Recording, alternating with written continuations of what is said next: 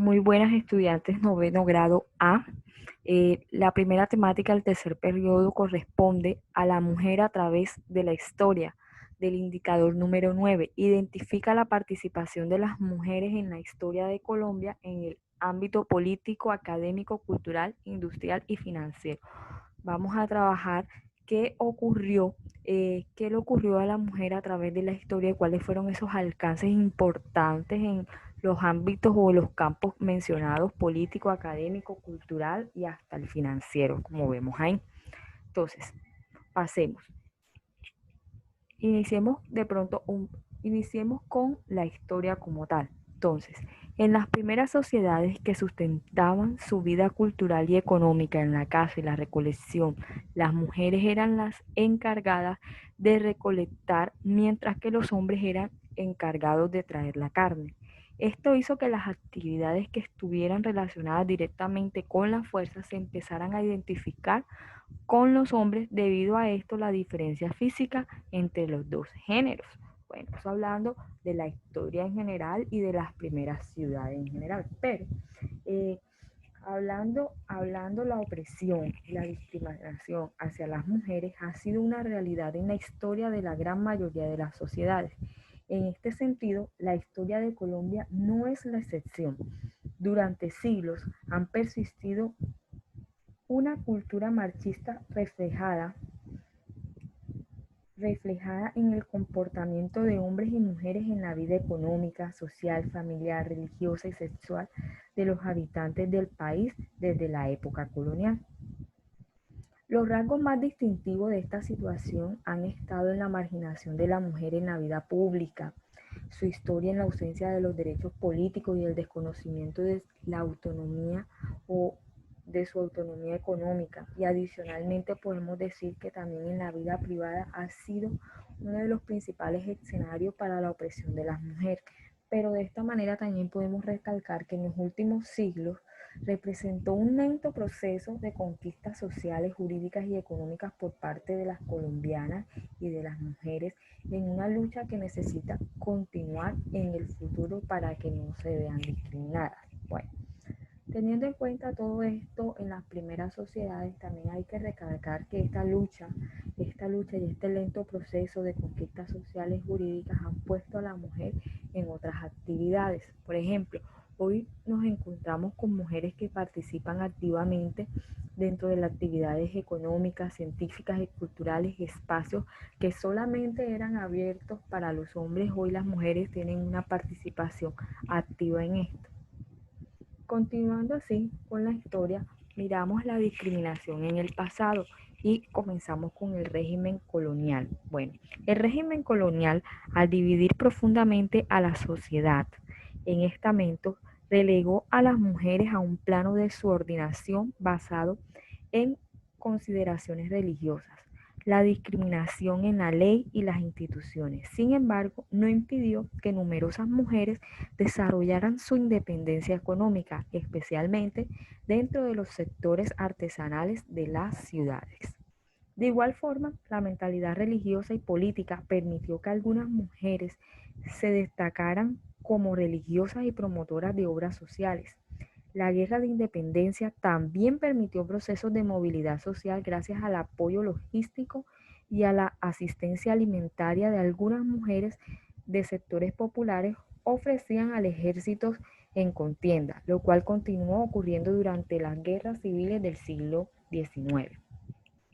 Entonces miramos que la participación, a pesar de todo en este régimen colonial, era una participación poca. A pesar de su exclusión política, las mujeres en el siglo XIX tenían era una participación activa más que todo en la vida rural, como lo evidencia más que todo o lo evidencia buena parte de la época colonial.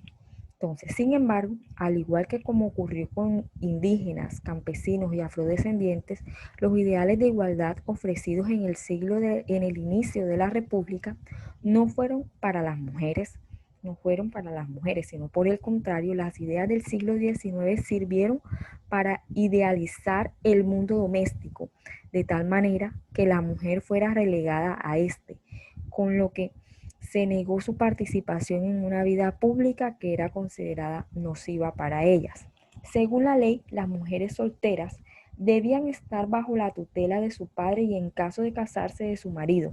La educación, por su parte, fue el campo de los primeros escenarios sociales, lo cual se evidencia en que al finalizar del siglo XIX la educación básica era impartida en el 40% a niñas. En este sentido surgieron las escuelas normales femeninas a partir de 1872. Teniendo este avance de la discriminación del pasado, vemos cómo eran de pronto, cómo era la opresión de la mujer en la vida pública, en las actividades políticas y en actividades económicas, entre otras. Pero todo esto vino cambiando en el siglo XX con los grandes cambios con la incorporación de las mujeres a la economía industrial, la mayor presencia en las mujeres en la vida pública y la participación en actividades políticas. Bueno, ¿qué sucede? Que al iniciar el siglo XX, la mujer no solo no podían votar, sino que de acuerdo con la ley les estaba prohibido suscribir contratos, comprar inmuebles, aceptar herencias o comparecer en un juicio sin permiso de un acudiente o del marido. Sin embargo, las diferentes reformas sociales del siglo XX permitieron que las colombianas empezaran a gozar de autonomía económica y política, algo que venían buscando desde muchísimos años. Inicia con la incorporación de las mujeres a la naciente economía industrial y a la necesidad de capacitarlas en el creciente mercado de bienes y servicios de las ciudades.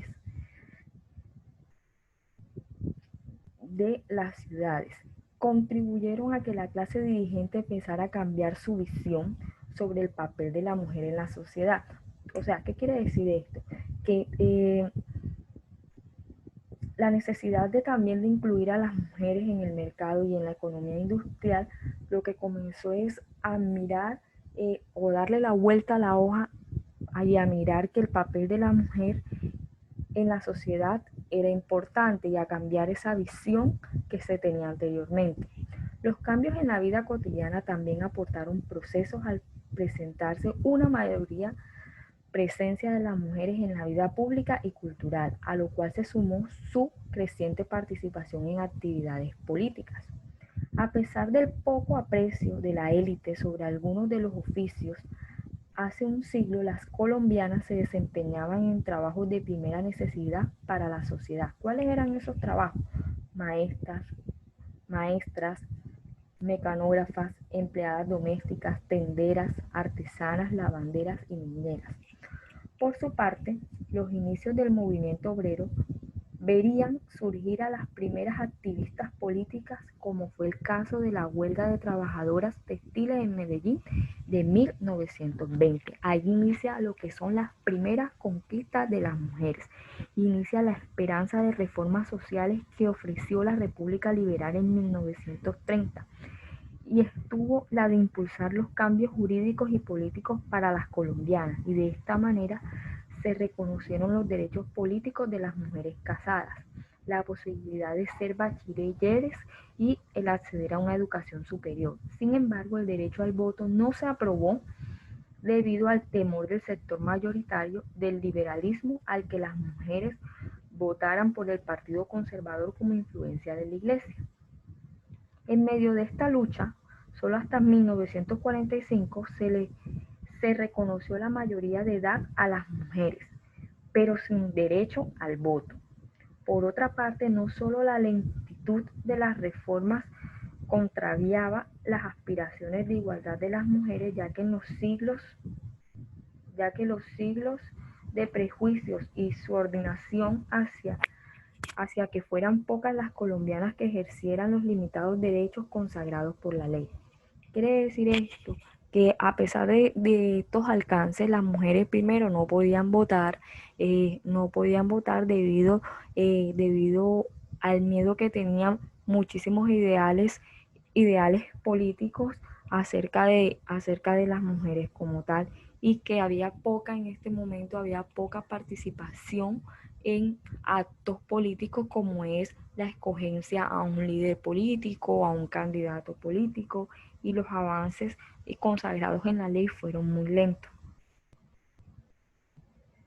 Bueno, teniendo en cuenta esto, la historia política de las mujeres es muy importante conocer estos cambios políticos, pues la necesidad de buscar apoyos políticos a causa hizo que el movimiento por el derecho al voto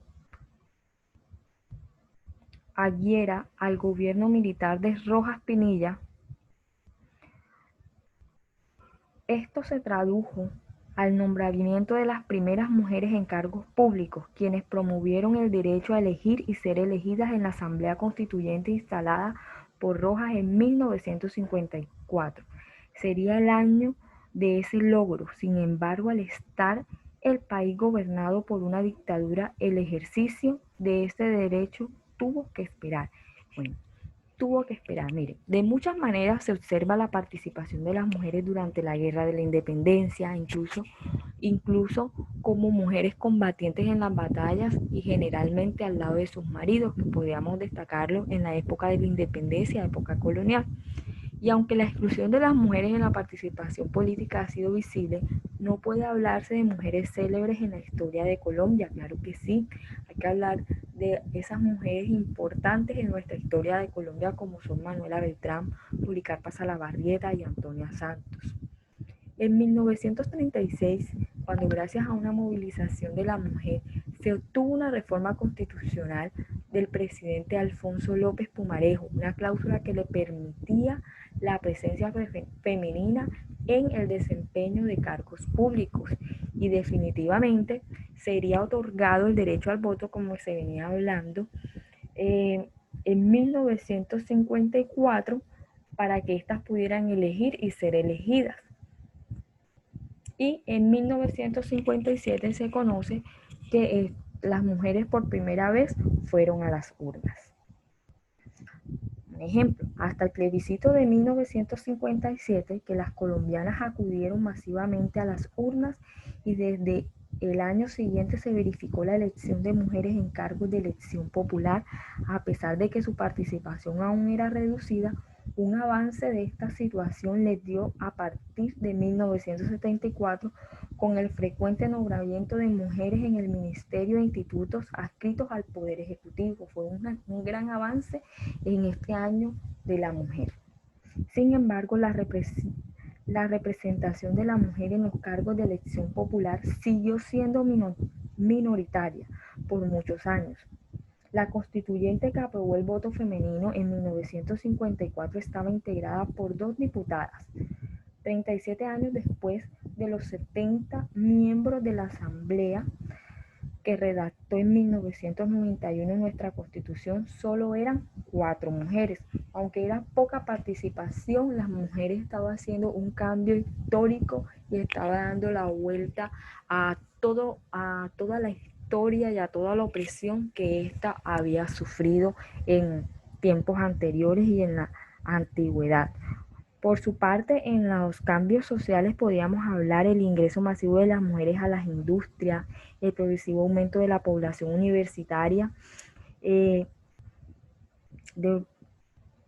población universitaria, se sumaron fenómenos culturales de gran valor para que la igualdad de género se hiciera efectiva en la última mitad del siglo XX.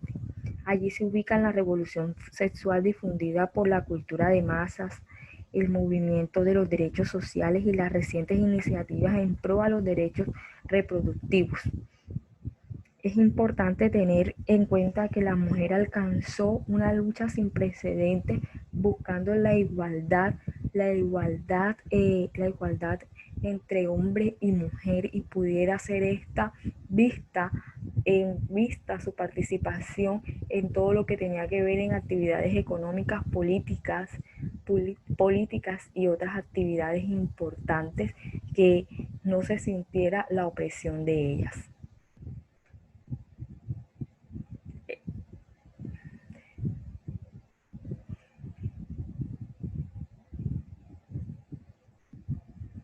Bueno, teniendo como fin, vamos a dejar aquí en la primera parte, vamos a dejar hasta la mujer en la historia política y luego seguimos, luego o más bien la próxima clase seguimos avanzando más a través de la historia de la mujer.